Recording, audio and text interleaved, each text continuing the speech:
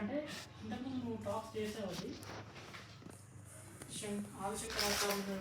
నిర్మాణ శక్తి గురించి మనో బుద్ధి అహంకారం చిత్తాన్ని నాహం అంటే మనసు బుద్ధి చిత్తం అహంకారం నేను కాదు అని అర్థం అవి నేను కాదన్నప్పుడు నేనేంటి అవి నీవే అవి నావా అవి నీవే కాదు అవి నీవే అవి నీవే కాదు అవి నీవే అని అవి నీవే అంటే అవే నీవు అనుకున్నావు. అదే ఎగ్జాంపుల్ ఫోన్ ఇది అది నీది ఇది నేను కాదు అది నీవు కాదు. ఓకే అట్లా నీ ఫ్యాకల్టీ ఫోన్ ఉపయోగించుకో, కానీ ఫోన్ పోతే నువ్వు పోతావు అని కాదు. అట్లా అందరికీ ఉంటాయి. బుద్ధి ఉంటుంది, తెలివి ఉంటుంది, సమాచారం ఉంటుంది, జ్ఞానం ఉంటుంది, మూర్ఖత్వం ఉంటుంది, అమాయకత్వం ఉంటుంది, బలాలు ఉంటాయి, బలహీనతలు ఉంటాయి. అవన్నీ నావి అనుకుంటే, నేను అనుకుంటే సఫరింగ్ ఉంది. అవన్నీ నీకున్న ట్రైట్స్ సందర్భాన్ని బట్టి అవి వ్యక్తమైంది. ఇంతకుముందు ఇచ్చిన ఎగ్జాంపుల్ పండే రసము, పండే విటమిన్, పండే గుజ్జు, పండే దాని రంగు, అన్ని దానివే.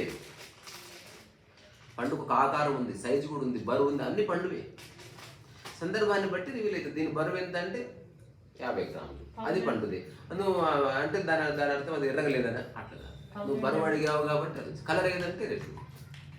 ఈ పండు ఎవరు తినొచ్చు అంటే ఇందులో సి విటమిన్ ఉంటుంది, వాడు తినొచ్చు, సి విటమిన్ కావాల్సిన వాళ్ళు అని చెప్తుంది. సో అన్ని దానివే, కానీ పండు విషయంలో అది వర్తించదు. ఒకవేళ అవన్నీ లేకపోతే పండు లేకుండా పోతుంది. కానీ ఇవేవీ లేకపోయినా నీవు ఉన్నావు. ఇతరులు నీకు బుద్ధి లేదు, ఇతరులో నీకు తెలివి లేదు, మూర్ఖత్వం లేదు, జ్ఞానం లేదు, సమాచారం లేదు, కులం లేదు, మతం లేదు, but still you are there. అక్కడ ఎవరు ఉన్నారు? సో మరి ఎక్కడ బుద్ధి, ఎక్కడ తెలివి, ఎక్కడ మూర్ఖత్వం అంటే ఎక్కడ వివేకం అంటే అది నీ జనరల్ లైఫ్లో నువ్వు అన్వేషణ చేస్తే తప్ప తెలియదు. మరి కొన్నిసార్లు బుద్ధిగా ప్రవర్తిస్తాం, కొన్నిసార్లు తెలివితో ప్రవర్తించి తీరాలి. ప్రపంచంలో అవసరం లేకపోతే నిన్ను మూసేస్తారు. ప్రపంచంతో ఉన్నప్పుడు నువ్వు ఒకసారి నువ్వు ఏకాంతంగా గదిలో ఉండిపోయినా హిమాలయాలకు వెళ్ళిపోయినా పరకనే పడతా. అంటే కాకుండా when you are living in the society, ఏమంటారు రెడిక్యులస్లీ బ్యూటిఫుల్ వరల్డ్లో తెలుసుకొని తీరాలి. తెలుసుకొని ఏది అవసరమో అది ఉపయోగించు. కానీ ఇది ఎప్పుడు ఇది మర్చిపోద్దు, అది నేను కాదు, అది నేను అవసరం కోసం ఉపయోగిస్తున్నాను. వీటన్నిటి యొక్క సారాంశంలో సామరస్యం ఉండాలి. మళ్ళీ అది మర్చిపోవద్దు. అంటే బుద్ధిగానే ప్రవర్తించు, తెలివిగానే ప్రవర్తించు, మూర్ఖంగా అమాయకంగా ఏదైనా సమాచారంతో but make sure harmony should not disturb. ఇది అత్యంత ఆవశ్యకం. ఇది ఎటువంటిదంటే నువ్వు ఏ బట్టలు వేసుకో, కంఫర్ట్ మిస్ కావద్దు. నువ్వు ఎలాంటి ఇలాగా కట్టుకో, ఇరుకు ఉండకూడదు. నువ్వు ఎలాంటి కారణం అనుకో, శబ్దం రాకూడదు. నువ్వు ఎలాంటి వ్యక్తులు ఉండు, గొడవలు ఉండకూడదు. అవునా కదా? మూలం చెడకూడదు. అట్లా ఈ యొక్క ఎగ్జిస్టెన్షియల్ కోర్లో హార్మనీ అనేది ఒక ఇంపార్టెంట్ ఫినామినా. హార్మనీ మిస్ అయితే లైఫే లేదు, ఇంకా ఎండ్ ఆఫ్ ద స్టోరీ. ఇప్పుడు జ్వరం అంటే ఏందో తెలుసా? హార్మనీ మిస్ అయిందని. గుండె నొప్పి అంటే ఏంది? గుండె ఎట్లా కొట్టుకోవాలి అట్లా కొట్టుకో, సామరస్యం దొబ్బిందని అంటే చుప్ కొట్టుకుంటుంది. అందుకే బుద్ధుడు అన్నారు. బుద్ధి అంటే వర్తమాన స్థితి అని. వర్తమానంలో నువ్వు నిర్ణయం తీసుకోకపోయినా నువ్వు బుద్ధిగా ఉన్నట్టు. అది ఎప్పుడు తెలుస్తుంది బుద్ధి అని? నిర్ణయం తీసుకుంటే తెలుస్తుంది ఎవరికైనా. ఇది నా ఒక్కరికి సంబంధించిన కాదు, ఎవరైనా. రిగ్రెట్ ఉండదు. అదే మంచి ప్రశ్న. అయిపోయింది. తప్పు అని 100 మంది అన్నా బుద్ధిగా తీసుకునే నిర్ణయము మార్చబడదు. వాడు ఎప్పుడు దాని నుంచి వెనక్కి వెళ్ళడు. ఏదైనా తీసుకుంటాడు.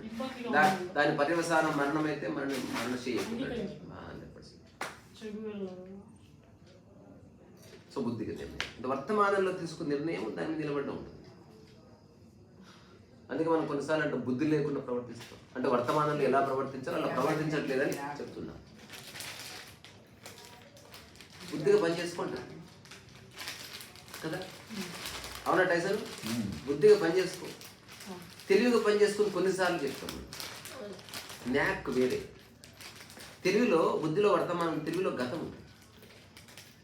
గతంలో రకరకాల వ్యక్తులు ఎలా వ్యాపారం చేసాడో తెలుసుకొని, ఎక్కడ వ్యాపారం పెడితే క్లిక్ అవుతుందో తెలుసుకొని, ఎట్లాంటి షాప్ పెడితే ఎట్లాంటి ఇంటీరియర్ పెడితే తెలుసుకొని, ఎక్కడ మెటల్ కొంటే ఎట్లా అంతా తెలుసుకొని చేస్తే అది తెలివైన నిర్ణయం. ఇల్లు కొనడం తెలివైన నిర్ణయం. కొందరికి పెళ్లి బుద్ధిగా నిర్ణయం, కొందరికి పెళ్లి తెలివైన నిర్ణయం.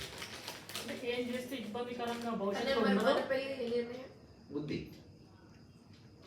అందులో ఏ తెలివి లేదు. భవిష్యత్తులో ఎట్లాంటి ఇబ్బందిగా ఉండదో అలాంటి ఒక ఆలోచనని తెలివి. అందుకే అంటారు నేను తెలివిని పని చేసిన అంటే అంత తెలిసి కూడా బుద్ధి లేని వర్తమానంలో నిర్ణయం. రెండు నిర్ణయాలే, గతంతో సంబంధం లేదు బుద్ధికి. అంగీకరించాలి. తెలివిలో రిగ్రెట్ ఉంటుంది, బుద్ధిలో స్పాంటనిటీ. బుద్ధి అనేది ఎక్కువ విచారించకుండా నువ్వు గతంతో సంబంధం లేదంటే నువ్వు చక్కని నిర్ణయం తీసేసుకున్నావు పూర్తి ఎరకలు. చిత్తం అంటే మెమరీ. నీ మనసులో ఆల్రెడీ నిలిచిపోయిన చాలా దారి లేదంత. మూర్ఖత్వం అంటే ఎలా ప్రవర్తించకూడదో అలా తెలియక ప్రవర్తించడం, లేదా ఒక ఆలోచనని గట్టిగా పట్టుకొని. అందుకే అంటారు కదా, నేను తాను పట్టిన కుందేలుకి 3 కాళ్ళు. అంటే దానికి వాడు వేరే వాడు మాట్లాడి నువ్వు ప్రపంచంలో ఒక మూర్ఖుడిని మార్చలేవు. ఇంపాసిబుల్. ఎందుకు? అతను నిర్ణయించుకున్నాడు వినకూడదు నిర్ణయించుకున్నాడు చెప్పకూడదు. అతను బుద్ధితో తీసుకోలే, నేను నిర్ణయం తీసుకున్న బుద్ధితో చెప్పకూడదు అని. మూసుకపోయిన స్థితి కాదు, బుద్ధి లేదు తెలియదు, రెండు లేవు. మూర్ఖత్వం. మూర్ఖుడు తాటిని పట్టుకొని జర్నీ చేస్తాడు. బుద్ధి ఎక్కడ తెలియదు ఎక్కడ. వాడు గొర్రె ఇప్పుడు అంతే. అదొక బ్లైండ్ స్టేట్, వాడు ఒక బ్లైండ్ స్పాట్. గుర్తించాలంటే వాడు ఫస్ట్ వినాలి. అందుకే దౌడగట్టి కొట్టడము.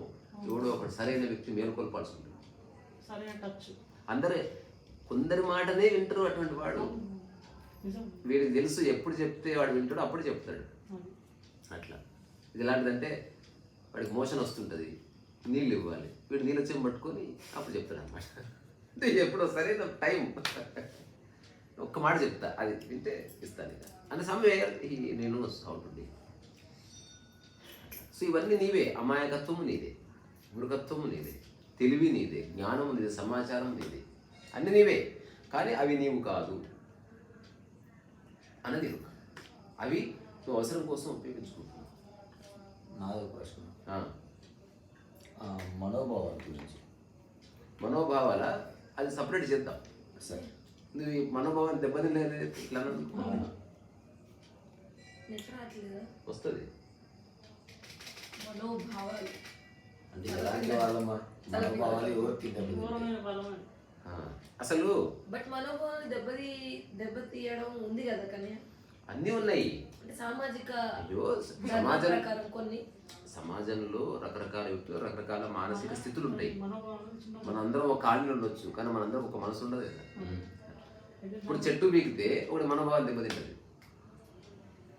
వాడు దాన్ని ఎంచుకున్నాడు తన మార్గం. ఇప్పుడు తల్లిదండ్రులతో సరిగ్గా ప్రవర్తించకపోతే ఒకటి మనోభావాలు దెబ్బతింటుంది, వాడు వచ్చి సలహా ఇస్తాడు. అట్లా రకరకాల వ్యక్తులు రకరకాల ఎవెన్యూస్. ఎక్కువ శాతం మంది మనోభావాలు దెబ్బతినే విషయం ఉంటది కదా. రిలీజియన్, మతం, దైవము, మతం అసలు దెబ్బతినొచ్చు. ఎందుకని లేదు, మనోభావాలు ఉన్నాయి కాబట్టి. ఒకటి ఇదేం నిర్ణయించుకున్నావు, దానికి అగైనెస్ట్ గా వాడితే నీ మనస్సులో ఏర్పరచుకున్న నీ భావానికి ఎవడో గాయం చేసినది. ఇది ఎటువంటిదంటే దేవుడిని కాలుతో తొక్కుద్దు, నువ్వు తొక్కితే మనోభావం. చెప్పడం కూడా ఉంటది కదా, మనోభావాలు దెబ్బతిన్నాయి అతను చెప్తారు. కొందరు చెప్తారు, కొందరు కేసేస్తారు, కొందరు చెప్పరు, పొడి చేస్తారు. రకరకాల వ్యక్తులు మరి రకరకాల మనోభావాలు దెబ్బతిన్న అందరూ మళ్ళీ ఒకరు ప్రవర్తిస్తారు. ఏం లేదు అంటే నేను ఒక దగ్గర విన్నా, అది మనం తర్వాత మాట్లాడతాం. నువ్వు మళ్ళీ నీ మనోభావం దెబ్బతింది. మనోభావాల గురించి జోక్ ఏంటంటే, పోలీసు అంటే కొందరు స్ట్రైక్ చేస్తూ ఉంటారు, ఈ సినిమా రిలీజ్ కావద్దు, ఇందులో మా కులానికి సంబంధించినటువంటి విషయాలు ఉన్నాయి, మా మనోభావాలు దెబ్బతిన్నాయి. పోలీసు వచ్చి మనోభావాలు అంటే ఏంటో అంటే ఈ టైంలో దెబ్బతింటాయి చూడు అట్లా. అంటే డిస్టర్బ్ అవడమే మనోభావాలు. ప్రతి ఒక్కరికి ఉంటాయి. ఇప్పుడు బ్రేకప్ ఓన్లీ అయినప్పుడు జ్ఞానికి దెబ్బ మాత్రమే ఉంటాయి. మనోభావమే కదా. అవును కదా కానీ అనుభవం. బ్రేకప్ అయినప్పుడు దెబ్బ సరే సబ్జెక్ట్ అది కాదు, మనం ముగిద్దాం. What I'm trying to convey, నాకు బుద్ధి ఉంది, నాకు తెలివి ఉంది, నాకు జ్ఞానం ఉంది, నాకు సమాచారం ఉంది, నాకు మూర్ఖత్వం లేదు, నాకు కొన్ని జీవిత లక్ష్యాలు ఉన్నాయి, నాకు కొంత ప్రాపర్టీ ఉంది. కానీ అవి నేను కాదు, అవి లేకపోయినా నేను ఉన్నాను. వాటిని ఉపయోగించుకునేవాడిని నేను తప్ప అవి నేను కాదు. ఇది జ్ఞానం, తెలుసుకోండి. ఆ ఉపాధులు అవన్నీ. శరీరం ఒక ఉపాధి, అట్లాగే అవన్నీ ఉపాధి. You should use them in the right way.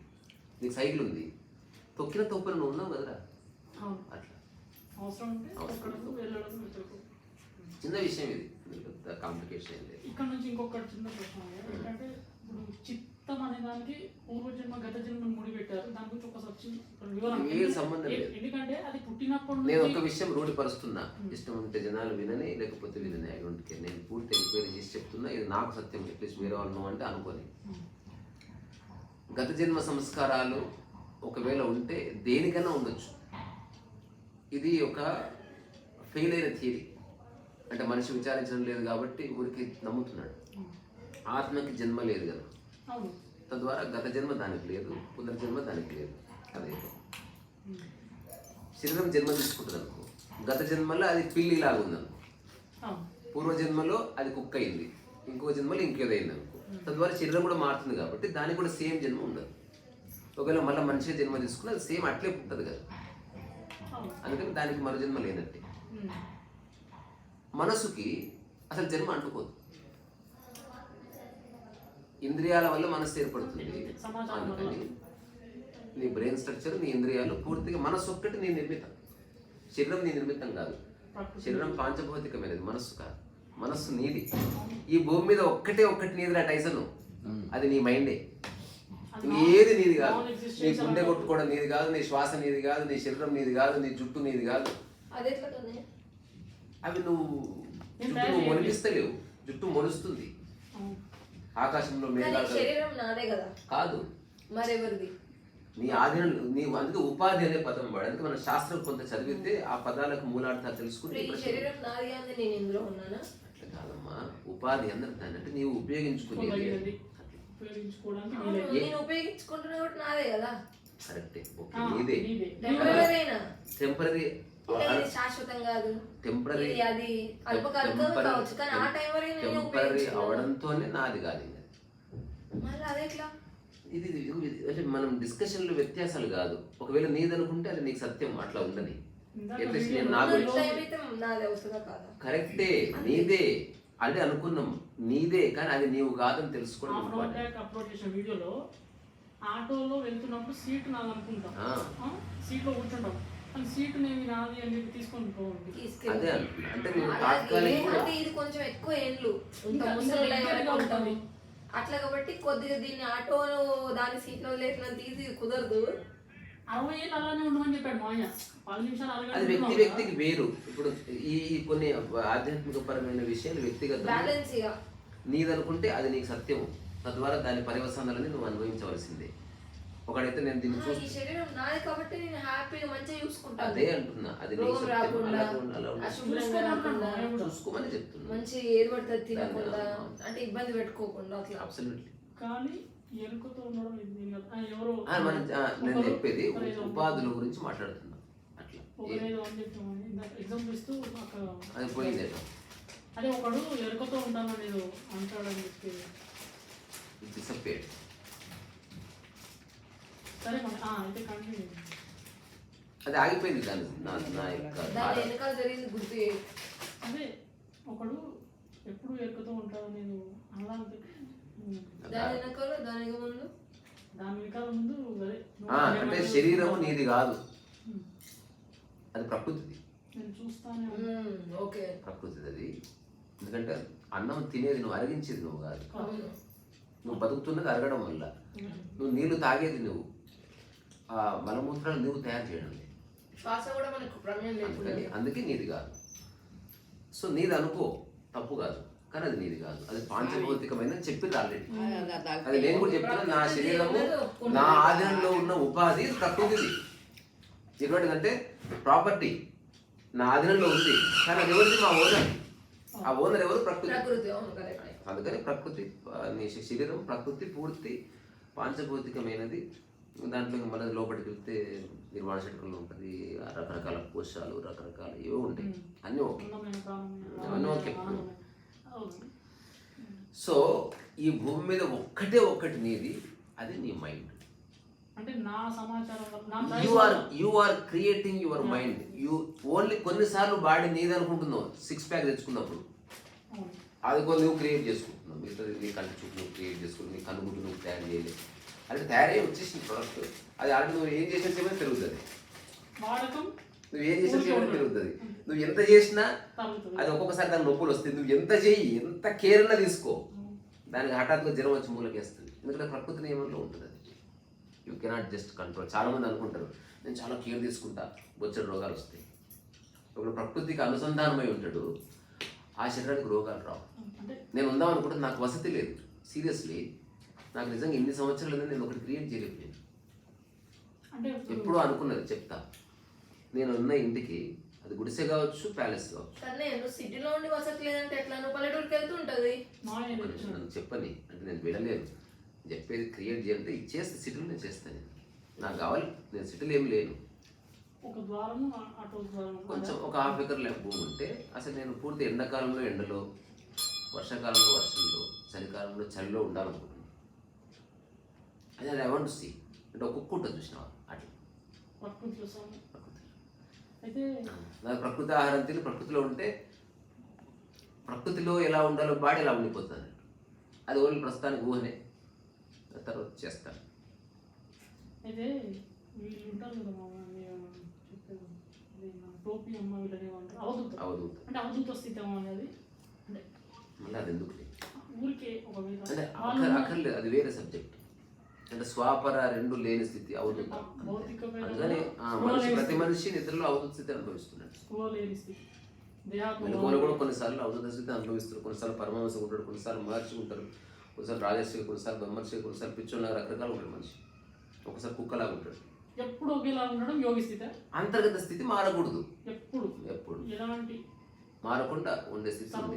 మారకుండా నీ ఉండడం ఉండదు, అది ఉంటుంది. అది నువ్వు ఉంటే పోతుంది, నువ్వు దాన్ని బై ఫోర్స్ దాన్ని సెటిల్ చేయదు.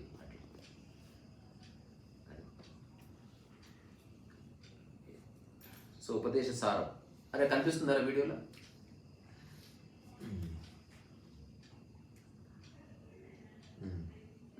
ఉపదేశ సారము అంత చేతిరాత పుస్తకం.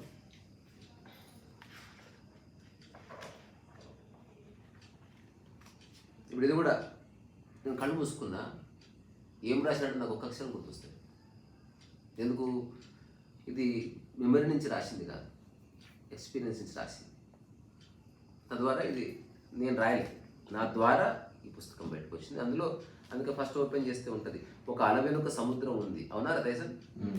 అట్లాగే నా ప్రతి కదలికలోనూ సమస్తము భాగమే ఉంది. అట్లాగే ఈ ఉపదేశ సారంలోని ప్రతి అక్షరం వెనుక ఎందరో ఉన్నారు. జస్ట్ కళ్ళు మూసుకోగానే కొందరు గుర్తుకు వచ్చారని వాళ్ళ పేర్లు రాసినది, లాస్ట్ రాసిన పేజ్ ఇది. జస్ట్ చాలామంది ఉన్నారు, వీళ్ళు గుర్తొచ్చారు నాకు. నిజానికి ఈ పుస్తకంలో వాళ్ళ భాగస్వామ్యం ఏం లేదురా. ఇందులో రాసిన పేర్లలో ఎట్లీస్ట్ సగం మంది అసలు ఈ పుస్తకంలో వాళ్ళు లేదే లేదు. నేను చూసి ఆశ్చర్యపోతా, చూడు ఏం గుర్తొచ్చినాయో.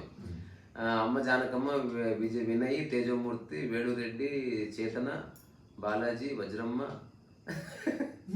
తిరుపతి రెడ్డి, హనుమంతరావు, ఉమా, జగదీశ్వరి, రంజిత్, రాజు, సౌజన్య, పూలపార్కు, జోగి, భోగి, వెళ్తున్న సత్యనారాయణ, నా గది, పరుపు, వైరను, ఆకాశము, గాలి, వెలుతురు, నీరు, ఆహారము, హరి, కిషన్జీ, పుచ్చారెడ్డి, ఇంకా అనంతమైన చీకటి.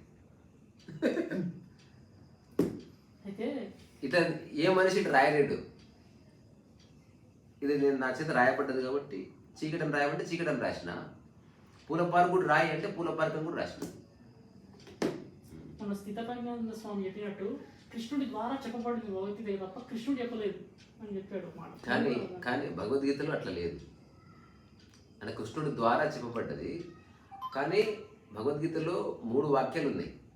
ఇప్పుడు భగవద్గీత చదువుతున్నా కాబట్టి చెప్తున్నా నీకు. ఆ 3 వాక్యాలు నేను సంస్కృతి చెప్పలేని తర్వాత ఎప్పుడని చెప్తా. చెప్తున్నది కృష్ణుడే, వింటున్న అర్జునుడు కృష్ణుడే, రాసిన వ్యాసుడు కృష్ణుడే అని భగవద్గీతలో కృష్ణుడే చెప్పాడు. అంటే అప్పుడు అద్వైతం చెప్పినట్టు అంతే. రాసింది పాడింది కట్టింది నేనే.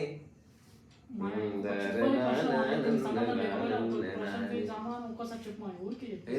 ఇప్పుడు ఇంకో చివరి ప్రశ్న, యోగమాయ అంటావు కదా, కృష్ణుడు చెప్పింది యోగమాయ అందులో ఉంది, నేను విన్నాను, నేను చూశాను. యోగమాయ వల్ల ఇదంతా నా చేత ఘంటసాల గారి భగవద్గీతలో ఉంది. అయితే నువ్వు అన్నదేమో యోగమాయ అని మనం పాట పాడేవు. అసలు యోగమాయకి మామూలు మాయకి ఉత్తమ మాయకి ఏంటి తేడా? రెండు సేమే. మాయ మాయ మాయనే. ఆధ్యాత్మిక పరమైన మాయలు, ప్రాపంచిక పరమైన మాయలు విభజిస్తే ఒకటి యోగ మాయ, ఒకటి మామూలు మాయ. ఎగ్జాంపుల్స్తో చెప్పు. ఎలా? ఇప్పుడు ఉదాహరణకి ఈ ఆస్తి నాది అన్న దాని గురించి బాధపడుతుంటే అందులో ఇరుక్కొని అదొక మాయ పట్టుకుంది. ప్రాపంచిక మాయ. ఈ దైవం నాది, దీన్ని పట్టుకొని ఇట్లా సఫర్ అయితే అది యోగ మాయ. ఏదో దాన్ని పట్టుకుంటుందో కదా, రెండు థాట్సే కదా. రెండు థాట్స్. అందుకని విభజన. అదే ఈ ఆధ్యాత్మిక యోగానికి సంబంధించిన మాయలు కూడా కొన్ని ఉన్నాయి. ఇప్పుడు నేను గురువు అని కూడా యోగ మాయ. నేను స్పెషల్ పర్సన్, ఇది యోగ మాయ. ఇదే మాయా యోగ మాయా.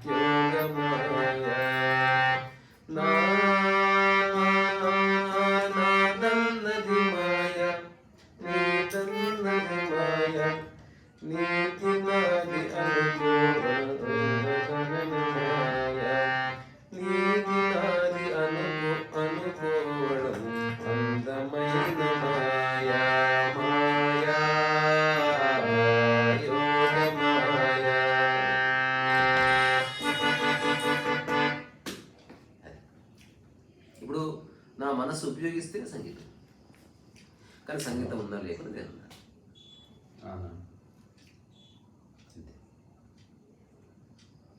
రూమ్కి వెళ్ళండి. సరే చెప్తాను. ప్రయాణము వాహనం ఉన్నా ఉంటుంది. చెప్తాను.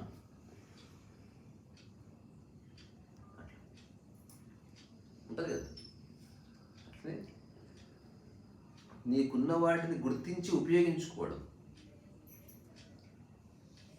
అవి ఉన్నా లేకున్నా నీ మూలస్థితికి ఏ ఢోకా లేదని తెలుసుకోవడం, ఆ మూలస్థితి నీవని కూడా గుర్తించడం, తద్వారా అనుభవం లేదు అనుభవించేవాడు. ఇదంతా కలిపి ఒక ప్యాకేజ్ తెలుస్తుంది. ఇదే పెద్ద పెద్ద గొప్ప విషయం ఏం కాదు. అది అందరికి అర్థం కావు కారణంగా ఏదో అనిపిస్తుంది అంతే. అందుకనే ఇప్పుడు ఆ పెద్ద గొప్ప విషయం కాదన్నప్పుడు కలుగుతున్నదేమో ఒక తేలిక భావన.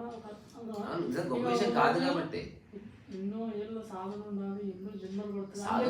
అర్థం కాక ఇప్పుడు ఒక డోర్ ఓపెన్ కాలే, 1 డే ట్రై చేసిన. 1 డే కోసం 1 డే ట్రై చేస్తుంటే డోర్ ఏ కీతో ఓపెన్ కావాలో తెలియక అంతే కదా. వాడు రాంగ్ వ్యాఖ్య ఏంది, నాకు 1 డే బట్టి డోర్ ఓపెన్ చేయాలంటే ఇది తప్పు. నాకు ఏం చెప్పాలి వ్యాఖ్య, నాకు డోర్ ఓపెన్ చేయడానికి పట్టిన సమయం 3 సెకండ్లే, కానీ ఎలా ఓపెన్ చేయాలో తెలియక 1 డే పట్టింది అని చెప్తే అయిపోయింది. అట్లా ఆధ్యాత్మికత అనేది చాలా చిన్న విషయము, నిమిషం పని. కానీ ఆ నిమిషంలో ఎట్లా తెలుసుకోవాలని స్టక్ తెలియక చాలా ఇయర్స్ పడుతుంది. గురువు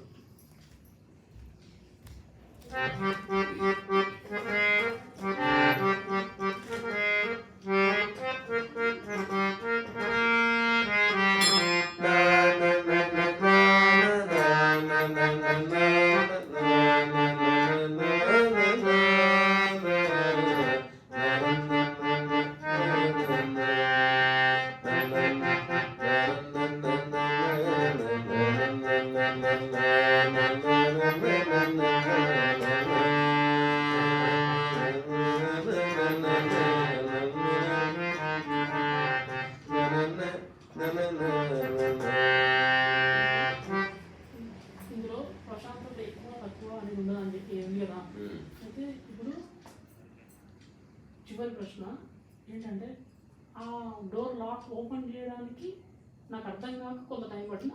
ఆ లాక్ ఓపెన్ అయింది మాత్రం 2-3 సెకండ్లే కదా. ఆ 2-3 సెకండ్లు అనేది సమగ్రంగా జరిగింది కదా, అంటే కంప్లీట్ ఓపెన్ అయిపోయింది కదా.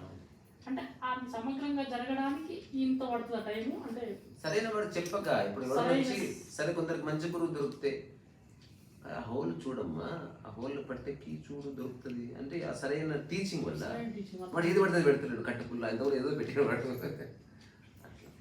రైట్ టీచింగ్లో తొందర చిక్కుముడి ఉంది. అది మరి అందుకే రైట్ టీచింగ్ ఇప్పుడు నేను రైట్ టీచింగ్ అంటే ఇది నాదే కానీ ఇది నేను కాదు అంతే. అయితే బాలు నెంబర్కి 2000 పే చేయాలి. దీంట్లో ఇప్పుడే చేయాలి. అక్కడ అవుతుంది 30 seconds పడుతుంది. వింటున్న వ్యక్తి యొక్క మానసిక స్థితి, అందులో ఉన్న సమాచారం కూడా దాన్ని బట్టి కూడా వేసే ఉంటుంది. అందుకే రాంగ్ ఇన్ఫర్మేషన్ తోనే ప్రాబ్లం. పూర్వ సమాచారం అంటున్నాను నేను. అంటే ఏదైనా ఇన్ఫర్మేషన్ ఏదైనా దాన్ని చూడు, వ్యాలిడేట్ చేయి, లేదా వదిలేదు. Don't seek respectability because of your information base. అది చలో మళ్ళీ మాట్లాడుకుందాం. Tata bye by. తీసుకురాపోతే